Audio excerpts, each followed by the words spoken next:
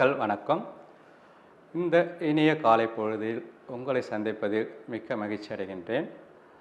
இந்த புத்தம்புது காலை நிகழ்ச்சியில் நலமாய் வாழ பகுதியில் இன்று நம்ம ஆசனங்கள் பண்ணி பார்த்து கொண்டு இருக்கிறோம். இன்றைக்கி நம்ம பார்த்திங்கன்னா முக்கியமான ஆசனம் பார்க்க போகிறோம். அதில் என்னென்னா ஊர்த்துவ பாதாசனம். எப்படி காலை உயர்த்துறது, எதுக்காக இதை நம்ம பண்ணிகிட்ருக்கோம் அப்படின்னாலே, எப்படி ஒரு மனசு ஆரோக்கியத்துக்கு மிக முக்கியமானது. இந்த மனசை பற்றி மனம் என்றது எண்ணங்களின் தொகுப்பு. இந்த எண்ணத்தை பற்றி சுவாமி சிவானந்தர் ஒரு புக்கை எழுதியிருக்கார். உலகத்திலே பார்த்திங்கன்னா மிகவும் வலிமை வாய்ந்தது என்னென்னா மனசு தான். அதனால தான் என்ன சொல்லுவாங்கன்னா, மனம் இருந்தால் மார்க்கம் உண்டு. ஓகேங்களா. அந்த மனசை எப்படி நம்ம மிகவும் ஆரோக்கியமாக வச்சுக்கிறது. அப்போ மனசுலேயே பார்த்திங்கன்னா வகைகள் இருக்குது. பார்த்திங்கன்னா கான்ஷியஸ் மைண்ட், இப்போ நம்ம உணர்வு நிலையில் இருக்கிற மனம். அடுத்தது ஆழ்மனம், சப்கான்ஷியஸ் மைண்ட். அதுக்கு பேருனா பிஹேவியர் மைண்ட். அப்போ ஆழ்மனன்றது என்னென்னா நம்மளுடைய பழக்க வழக்கத்தால் அந்த மனசு உருவாகுது. அதுக்கு பேர் தான் ஆழ்மனம் சொல்லுவாங்க.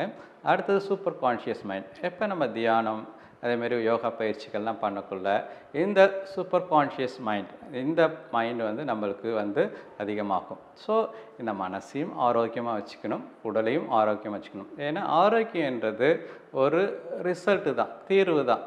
அப்போ அது எதோட தீர்வு அப்படின்னாலே இந்த ஆழ்மனதின் வெளிப்பாடு தான் நம்முடைய உடல்.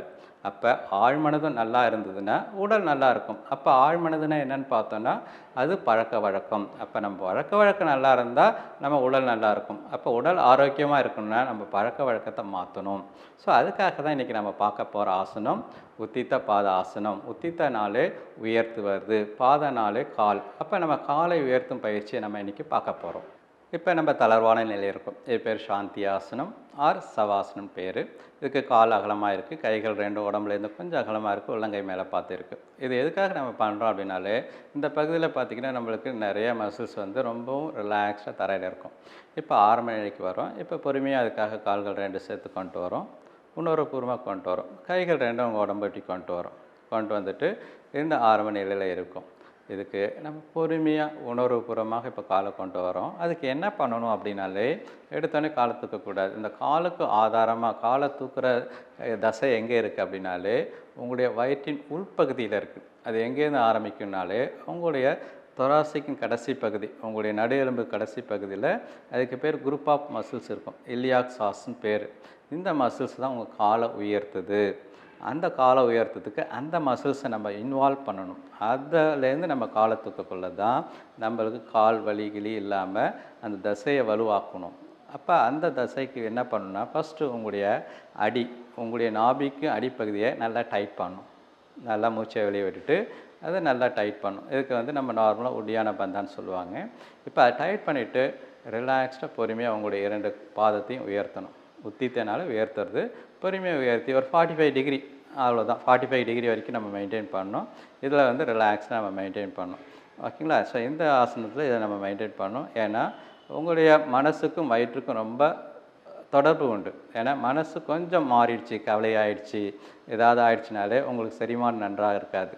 அப்போ ரெண்டுத்துக்கும் தொடர்பு இருக்குது. அப்போ இந்த வயிற்றுப்பகுதியை நன்றாக வச்சுக்கிறதுக்கு இந்த ஆசனம் மிகவும் உயர்ந்தது. இதேமாரி கொஞ்சம் ஒரு 30 செகண்ட் நம்ம மெயின்டைன் பண்ணிவிட்டு இப்போ பொறுமையாக நீங்கள் உணர்வுபூர்வமாக கால்களை கீழே கொண்டு வரணும். கீழே வந்த பிறகு பொறுமையாக உங்களுடைய கால்களை அகலமாக வச்சிங்க. உங்களுடைய கைகள் 2 பக்கவாட்டில் கொண்டு வாங்க, உள்ளங்கை மேலே பார்த்து வச்சிங்க, கண்ணை முடிக்கிங்க. இப்போ உங்கள் கவனத்தை அடி வயிற்றில் கொண்டு வாங்க.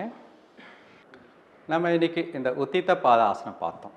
இதனால் நம்மளுக்கு என்ன ஆகும்னா, அடிப்பகுதி, அதாவது ஹாரா சென்டர்னு சொல்லுவாங்க. ஏன் இது முக்கியம்னா, நம்முடைய மணிப்புர சக்கரத்துக்கு கீழே தான் இந்த ஹாரா சென்டர் இருக்குது. நம்முடைய உயிர் துடிப்பின் முக்கியத்துவமே இந்த மணிப்புர சக்கரா தான்.